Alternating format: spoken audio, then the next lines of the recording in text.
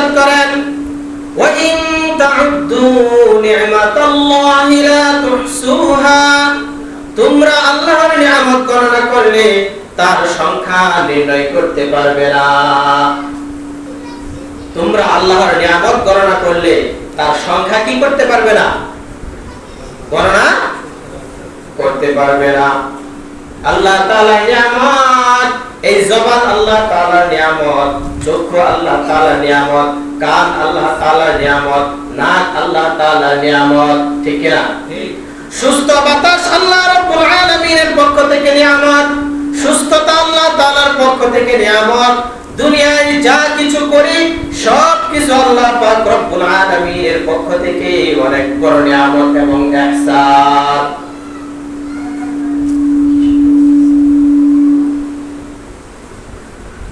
তো এই সব কিছু আল্লাহ তাআলার পক্ষ থেকে কি নিয়ামত এবং ইহসান। তাই তো আল্লাহ পাক রব্বুল আলামিন বলেন, ওয়া ইন তা'উদ্দু নি'মাতাল্লাহি লা তুহসুহা, তোমরা আল্লাহর নিয়ামত গণনা করলে তার সংখ্যা নির্ণয় করতে পারবে না, তার সংখ্যা নির্ণয় করা যাবে না। এত পরিমাণ নিয়ামত এবং আল্লাহ তাআলার অনুগ্রহের দ্বারা আমরা দুনিয়াতে বেঁচে আছি।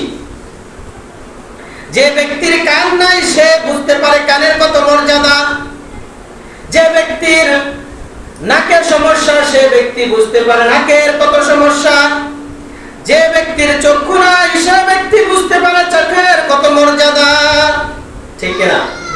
কত আফসোস করে মনের মধ্যে তামান্না জাগায়, আল্লাহ তুমি যদি একটু সময়ের জন্য আমাকে চক্ষুটা সুস্থ করে দিতা, চোখ দিয়ে যদি আমি তোমার সুন্দর পৃথিবীটাকে দেখতে পারতাম।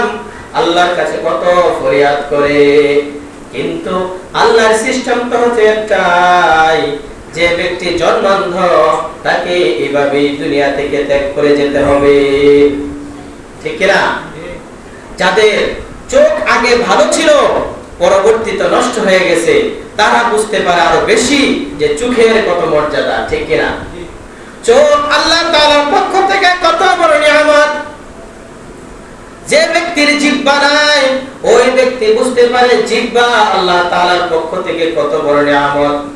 অতত জিহ্বা থাকার সময় এই জিহ্বা কত খারাপ কাজে আমরা ব্যবহার করেছি, ঠিক না?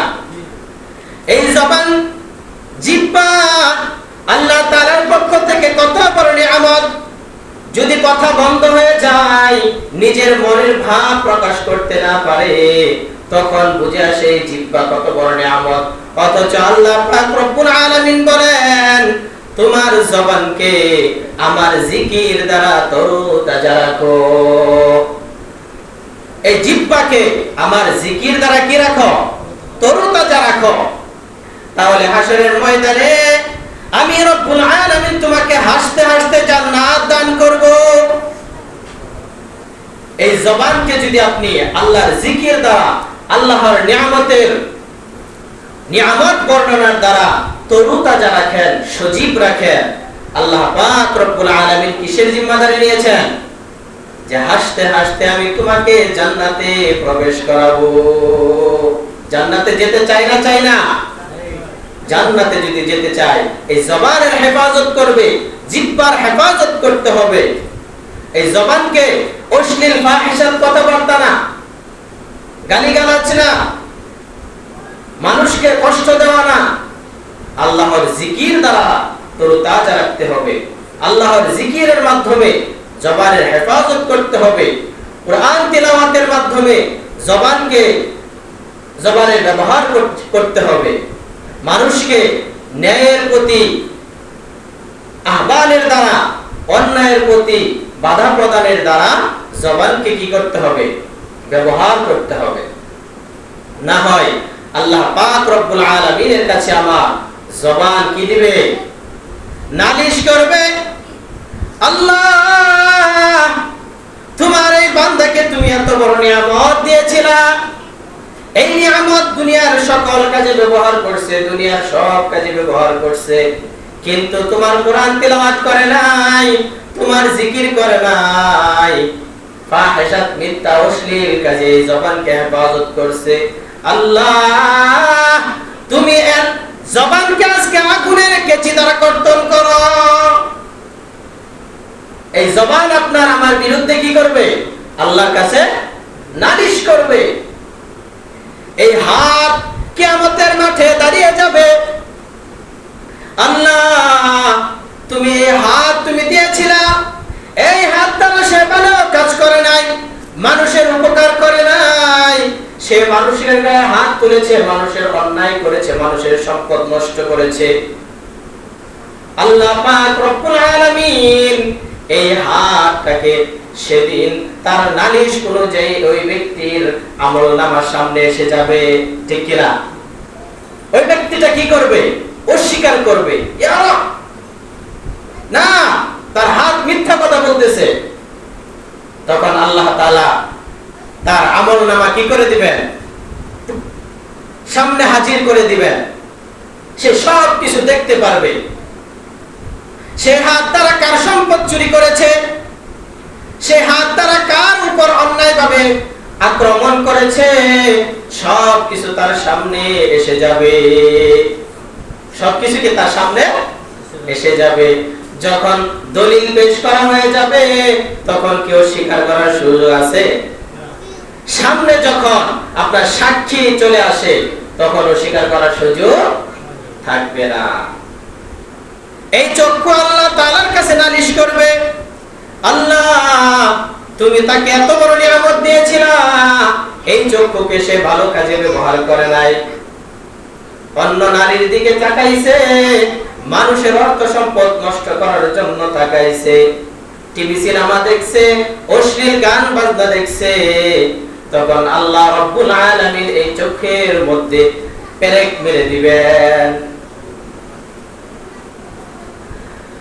এই কান আল্লাহ তাআলার কাছে নালিশ করবে, আল্লাহ তুমি তাকে এত সুন্দর কানের নিয়ামত তাকে দিয়েছিলা, এই কানকে সে ভালো কাজে ব্যবহার করে নাই, এই কান দিয়ে সে ভালো কাজ করে নাই, ভালো কিছু শুনে নাই, সে গান বাজনা শুনেছে। এই কান দিয়ে আল্লাহ পাক রব্বুল আলামিন তখন গরম সীসা তার কানের ভিতরে ঢেলে দিবেন। মুহতারাম হাজিরিন, এই অঙ্গ প্রত্যঙ্গ আল্লাহ পাক রব্বুল আলামিনের পক্ষ থেকে কত বড় নিয়ামত। প্রথমেই বলেছিলাম যেটা যার চলে যায় সেই বুঝতে পারে। আর এই অঙ্গ প্রত্যঙ্গের যদি যথাযথ হেফাজত আমরা না করতে পারি, এর মূল্যায়ন যদি আমরা না করতে পারি, তাহলে এই অঙ্গ প্রত্যঙ্গ আমাকে জাহান্নামে নিয়ে যাওয়ার জন্য আল্লাহ তাআলার কাছে কি করবে? সুপারিশ করবে। এত সুন্দর দেহটাকে আপনি খাইয়ে মজার খাইয়ে এত হৃষ্টপুষ্ট করলেন, এই অঙ্গ প্রত্যঙ্গ যদি হাসরের মাঠে আপনার বিরুদ্ধে দাঁড়িয়ে যায়, দুনিয়ায় আপনার সন্তান যদি আপনার বিরুদ্ধে সাক্ষী দেয়, এর মতো কষ্টদায়ক কথা বা বিষয় আর কি থাকতে পারে? কি বলেন, থাকতে পারে? নিজ সন্তান যদি পিতামাতার বিরুদ্ধে সাক্ষী দেয়, তার মতো কষ্ট আর দুনিয়ায় থাকতে পারে না।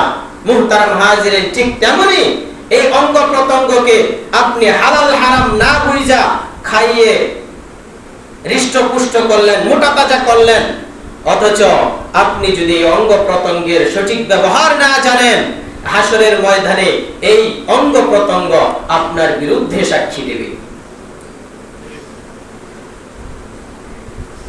আপনাকে জাহান্নামে নিয়ে যাওয়ার জন্য এই অঙ্গ প্রত্যঙ্গের সুপারিশই যথেষ্ট হয়ে যাবে। তাহলে আমরা কার জন্য কি করতেছি চিন্তার বিষয় আছে।